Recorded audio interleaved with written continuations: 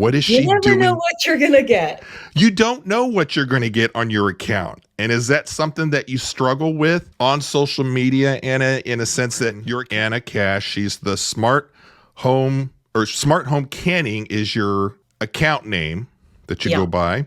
And you talk about somebody that has all just involved with a whole bunch of stuff to where when you go on her account page and you see her stories daily, you're kind of like, what is You she never know doing? what you're going to get. You don't know what you're going to get on your account. And is that something that you struggle with on social media, Anna, in a sense that your account is Smart Home Canning? And we're going to get into all of this here in just a second. But do you struggle with what content to put up on your account? Because you're all over the place. You say that like it's a bad thing. No. I love You know, tuning in, and then I always make fun of Anna. You get great like canning and preserving tips. And she talks about all that good stuff. And then she's out like one time I watch her. I tell the story all the time. I tune in and she's like on her back porch and she's got this cauldron. She's trying to light this fire. She's melting I don't know what kind of metal. And you're like, what is she doing? And you were making like what were you making? So 2 Halloweens ago, I'm obsessed with Halloween, and 2 years ago, I decided I was going to try and make this Victorian style belt because my costume was a Victorian style. And there was this woman on Instagram who was making them, but she only had a limited amount, and they would sell out super fast. And I was like, gee, could I do this? So I went down the rabbit hole of trying to create my own pewter buckle in the shape of a hand. Right. And it was so ridiculous now that I'm saying it to you. But in my mind, I was like, you know what? I don't care. Like, I live my life in a way where I'm like, I don't care. Why not try it? Like, life is too short. Just do it. And it took so many iterations. I think I tried 3 different smeltings is what it's called. I went to the thrift store and found pewter, and then you melt it down. And I was having a hard time like finding something hot enough to melt it down because I didn't have the equipment. It's this like struggle between how much money do you invest into this crazy side project. So anyway, in the end, I got it and I liked it. And it was awesome. And for people that follow you, it is pure entertainment because you're watching Anna in the moment figure out how to melt metal and form it into this cast. It's funny that you mention Halloween and dressing up because if you remember, oh no, there might be some people that follow Tossing Salad podcast that are like, I think I've seen Anna on the show before. That is the Vintage Vault where we dressed up and told scary stories from real life ghost stories, mind you, that have happened to Anna and myself that we just cannot explain. And I thought it would be great to get together for Halloween, for a Halloween special, tell about those stories. But I'm going to play just a little bit because almost everything Anna just said, she says in this clip. Oh, no. But you seem to be pretty comfortable in your skin, and I don't know if that's how you've always been. And this, not that this episode here, because this is the special Tossing Salad Halloween special. You can judge me all you want on Instagram. I don't care. But so I think it's safe to assume that you are pretty comfortable being in front of the camera on social media, showing people how to do things. You've got a pretty thick skin, I would say.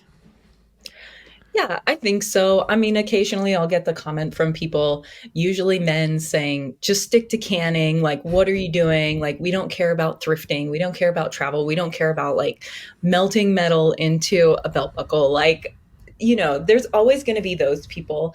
And I just always respond like, we're multifaceted people. I'm not just going to talk about one thing on here. So if that's not your jam. Well, and that's yeah. And multiple things, multiple jams, multiple hustles that you're involved with. Canning is, I would say, probably your primary business that you do. And I'm going to, just from knowing your account, and you tell me if there's any other side hustles so I can write it down and we can talk about it No. today that you're Okay. into. Okay. But canning's your main business. And then you have the thrifting, which I know you do that for fun. I think all of this is fun for Anna, but you have thrifting that I think you kind of flip clothing sometimes that you come across at some of the stores. Yeah, sometimes I do for sure. And That's then fine. you also, I think you and your husband are also into Airbnbs. Like you guys have some property that you guys do and you take care of that too, right? Mm-hmm. One, yeah. But it's a significant effort to have to do Sure. that. Totally. What other ones do I not have down on here that you know that you guys kind of do or that you do? So I do teach canning classes as well, preserving classes. And then in 2021, I also hosted a retreat for food preserving. And it was like a 3-day retreat where everything was included, food, housing. And that was probably the scariest just because I was inviting 8 strangers basically from the internet into my world. I rented a house near me in Ogden Valley and we had a 3-day retreat. And I just wasn't sure how everyone would get along, Right. you know, because people come with their own personalities. You're in a house with them for 3 days. It felt a little bit like, I don't know, Big Brother or something. And you're just like, I hope this works. But usually the niche of people that are really into food preserving and would go to a retreat are like pretty down to earth, pretty cool. And we had an amazing time. In the end, it was fantastic. So that's within your, let's say if we're looking at this on a pyramid empire, Anna's empire, and canning is one wing of this empire of yours. You actually sell the actual products, like you do like jams and other preserves. So I'm kind of be curious about how that business kind of takes off and how you're doing that. You just mentioned the courses that you sell on how to do it for people that want to learn. Like I know a lot of gardeners that I'm acquainted with that I have met online. Part of my online persona has been like a gardening account on Instagram and TikTok. And those two worlds kind of go hand in hand because when you're growing your own food, sometimes you make a little too much extra cucumbers or too many beans or something and you don't want to waste it. So you're teaching people how to can and preserve those, right? Yeah, it really is like the Venn diagram, like people that are into gardening, people that are into preserving, and then maybe like homesteaders at the top, right? It is a really simple hop, skip, and a jump to where I'm at from your gardening community. I say you're like the godfather. I feel like I'm a little bit on the outs on that just because I've kind of come to I think the end of a window to where I've been in it for a really long time, 10, 11 years or so when I started on social media with the gardening account. Oh. And I think I recognize a little bit of myself in you in that I do have multiple other passions that I want to kind of dive into also.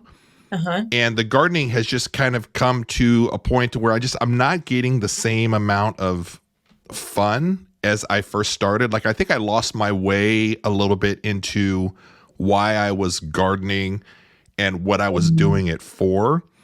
And so that void that has started to creep up in the last few years from gardening burnout, podcasting and creating a whole different show, which is the Tossing Salad podcast, and just doing more of a variety type stuff, that's kind of filling that gap for me.